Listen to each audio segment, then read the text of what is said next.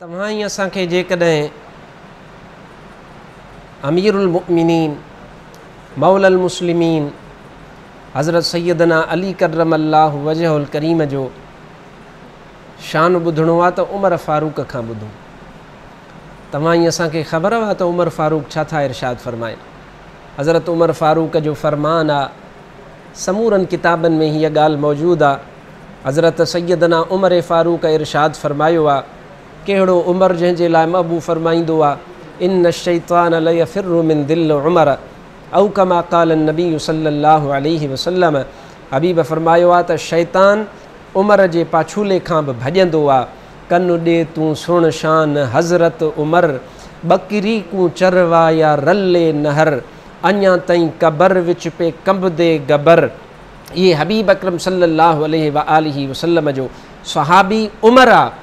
अञा ताईं कबर विच पे कंबदे गबर, अदुल देख नौशेर हैरान है, फ़ख़ुर कुल रसूलां दा वॾा शान है। हबीब जो इहो सहाबी उमर फ़ारूक रदी अल्लाह ताला अन्हु आदिल, वो आदिल उमर थो फरमाए, इन सुहिणे अली खे टे रब्बुल जलाल अहिड़ियूं फ़ज़ीलतूं ॾिनियूं आहिनि जेके रूए ज़मीन ते रब्बुल जलाल कंहिंखे बि न ॾिनियूं। कंहिं पुछो त सुहिणा उमर उहे कहिड़ियूं आहिनि? पाण फ़रमाइनि था, पहिरीं हीअ त उनखे महबूब अकरम सल्लल्लाहु अलैहि वसल्लम जी लख़्ते जिगर सैयदा तय्यबा ताहिरा ज़ाहिदा आबिदा ख़ातून जन्नत जहिड़ी कुंवार मिली। उहा ख़ातून जन्नत जेका सैयदतु निसाइल आलमीन, जेका जन्नती औरतुनि जी सरदार आहे, उमर जा लफ़्ज़ आहिनि। पाण फ़रमाइनि था त इहा कुंवार रूए ज़मीन में अहिड़ी कुंवार कंहिंखे अल्लाह नसीब कान कई आहे। इहो अली जो फ़ख़ुरु आहे। उमर फ़ारूक जी ज़ुबानी अलीअ जो शान ॿुधो।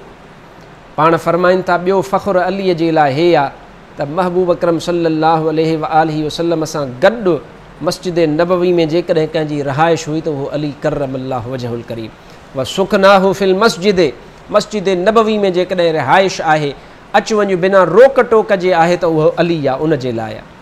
उहो सुहिणा उमर अलीअ जो मक़ाम ॿियो कहिड़ो आहे, टीं कहिड़ी शइ आहे?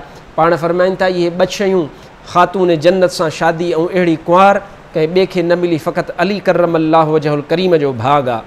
पाण फ़रमाइनि था, सुखनाहु फ़ी मस्जिद रसूलिल्लाह, हबीब जी मस्जिद मुबारक में रहाइश, इहो बि अली जो मक़ाम आहे। सुहिणा टीं कहिड़ी शइ आहे?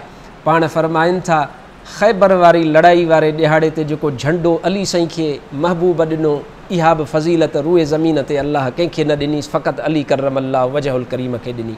जॾहिं इन अलीअ जो इहो मक़ाम आहे त असां चऊं था, शाहे मर्दां शेरे यज़दां कुव्वते परवरदिगार, लाफ़ता इल्ला अलीला सैफ़ इल्ला ज़ुल्फ़कार, अली इमाम मनस्तो मनम गुनाम अली, हज़ार जान गिरामी बफ़िदाए नाम अली।